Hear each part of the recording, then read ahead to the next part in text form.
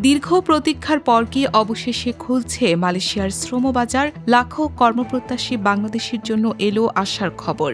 সরকারের পক্ষ থেকে জানানো হয়েছে, খুব শিগগিরই মালয়েশিয়ার বাংলাদেশি কর্মী পাঠানোর পথ আরও সহজ হতে পারে। প্রধানমন্ত্রীর সাম্প্রতিক মালয়েশিয়া সফরের পরই মিলেছে এই ইতিবাচক ইঙ্গিত।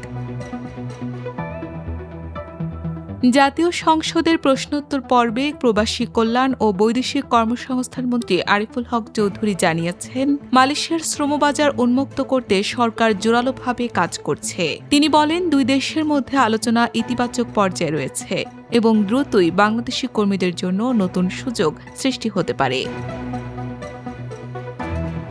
কুষ্টিয়া ১ আসনের সংসদ সদস্য রেজা আহমদের প্রশ্নের জবাবে মন্ত্রী জানান, প্রধানমন্ত্রীর সাম্প্রতিক মালয়েশিয়া সফর এবং দ্বিপক্ষীয় বৈঠকের পর এ বিষয়ে আশাব্যঞ্জক অগ্রগতি হয়েছে।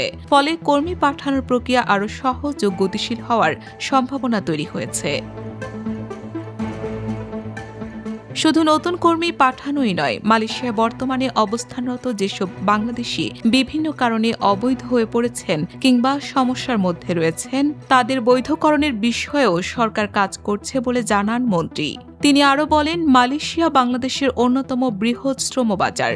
যদিও সরকারিভাবে কর্মী পাঠানোর কোনো ব্যবস্থা নেই, তবে অনুমোদিত রিক্রুটিং এজেন্সির মাধ্যমে দেশটিসহ বিশ্বের বিভিন্ন দেশে কর্মসংস্থানের সুযোগ রয়েছে। এদিকে সংসদে দেশের রেমিটেন্স প্রবাহ সম্পর্কেও তথ্য তুলে ধরা হয়। প্রবাসী কল্যাণমন্ত্রী জানান, ২০২৪-২৫ অর্থ বছরে বাংলাদেশে এসেছে ৩,০৩২ কোটি মার্কিন ডলার রেমিটেন্স। এর মধ্যে সবচেয়ে বেশি ৪২৬ কোটি ডলার এসেছে সৌদি আরব থেকে। বিশেষজ্ঞরা বলছেন, মালয়েশিয়ার শ্রমবাজার পুরোপুরি উন্মুক্ত হলে শুধু কর্মসংস্থানই বাড়বে না, দেশের বৈদেশিক মুদ্রার রিজার্ভ ও রেমিটেন্স প্রবাহেও ইতিবাচক প্রভাব পড়বে। মালয়েশিয়ার শ্রমবাজার নিয়ে সরকারের আশাবাদী বার্তা নতুন করে স্বপ্ন দেখাচ্ছে লাখো কর্মপ্রত্যাশীকে। এখন সবার অপেক্ষা, কবে আনুষ্ঠানিকভাবে খুলবে নতুন সুযোগের সেই দরজা, আর কতজন বাংলাদেশি কর্মী পাবেন বিদেশে কাজের সুযোগ।